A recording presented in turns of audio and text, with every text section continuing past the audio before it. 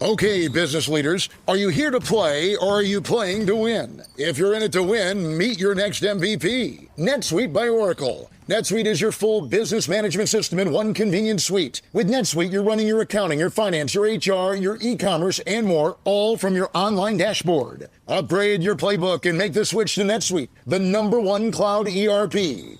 Get the CFO's Guide to AI and Machine Learning at netsuite.com/tech. netsuite.com/tech. On today's Smart 7, medical panel questions Letby evidence, Trump floats US takeover of Gaza, and much more. It's Wednesday, 5th of February, it's Weather Person's Day, and happy birthday, Michael Sheen. The Smart 7. It's news, but not the news.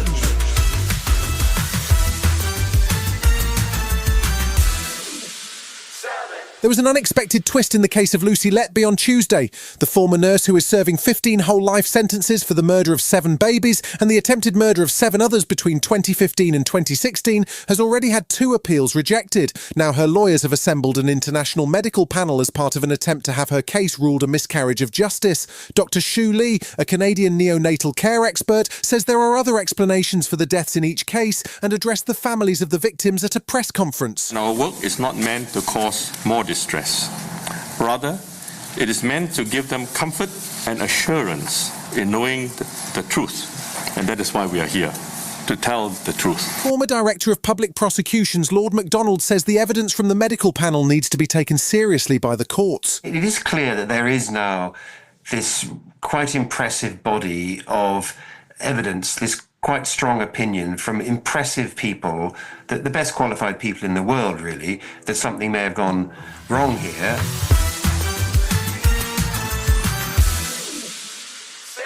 There was more Trump chaos from the Oval Office on Tuesday as he turned his attention to Israel and the Gaza Strip. Speaking before a visit from Israeli Prime Minister Netanyahu, Trump signed an executive order which will see the US withdraw from the UN Human Rights Council and also withdraw funding from the UN's Palestinian Refugee Agency. Then at the press conference, he made a shock announcement. The US will take over the Gaza Strip, and we will do a job with it too.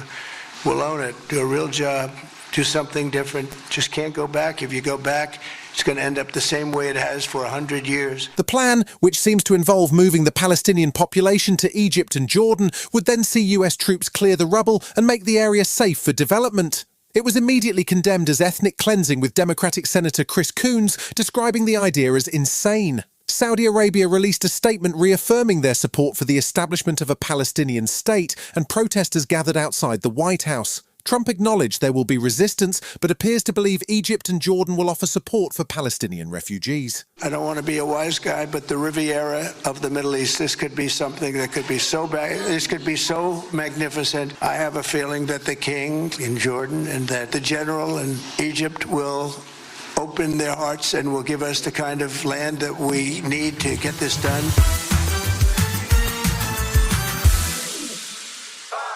Donald Trump has continued to float new theories about how Russia's war in Ukraine might be brought to an end. He had promised to end the conflict in one day, but that timeline has continued to drift out. Ukraine is anxiously awaiting Trump's next step, and he has been musing about a deal for what he called Ukraine's rare earths, which are a group of 17 minerals which are critical to the manufacture of modern electronics.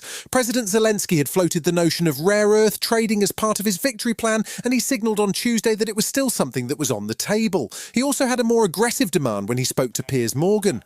So let's do it the following way. Give us back nuclear arms, give us missile systems, partners, help us finance the 1 million army, move your contingent on the parts of our state where we want the stability of the situation so that the people have tranquility.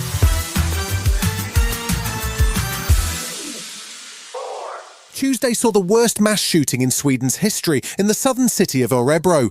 At least 11 people were killed, while 6 others were wounded in a shooting on a campus which hosted an adult education centre. Swedish Prime Minister Ulf Kristersson described a terrible act of violence on what he said was a very painful day for all of Sweden.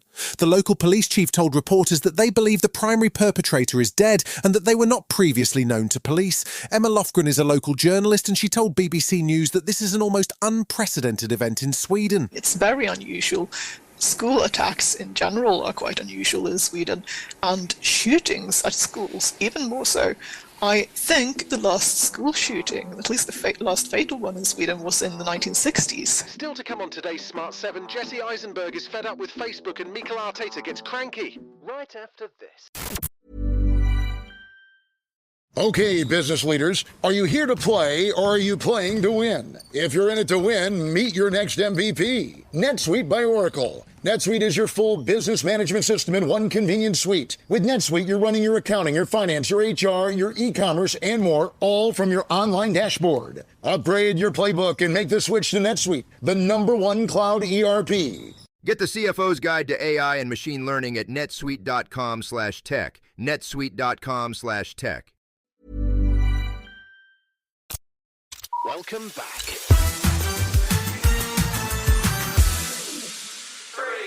Wednesday night sees the second legs of the Carabao Cup semi-finals get underway. First up, Arsenal travel to Newcastle, 2 goals down after the first leg, and it could be a difficult task to come back in the tie. Mikel Arteta is disappointed that the club didn't deliver any reinforcements for him during the transfer window, with long-term injuries to Bukayo Saka and Gabriel Jesus. Arsenal did try to buy Ollie Watkins from Aston Villa, but had a £40 million bid rejected, and they also missed out on Mathis Tel, who went to Spurs. We had a clear intention, which is always there is a window open to explore the opportunities to improve our squad with players that can impact it. We are disappointed in that sense, but as well, we are very aware that we only want to bring certain kind of players. We have to be very disciplined with that as well, and I think that we were.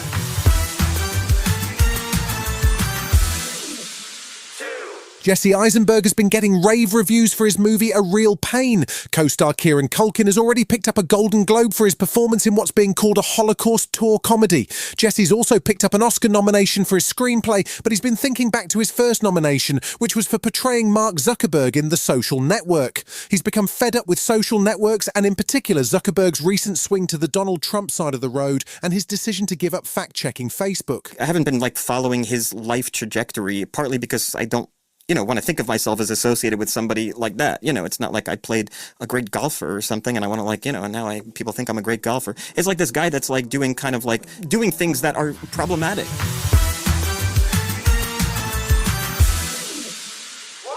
Music artist The Weeknd has sold over 75 million records, has a bunch of Grammys, an Emmy and even an Academy Award nomination.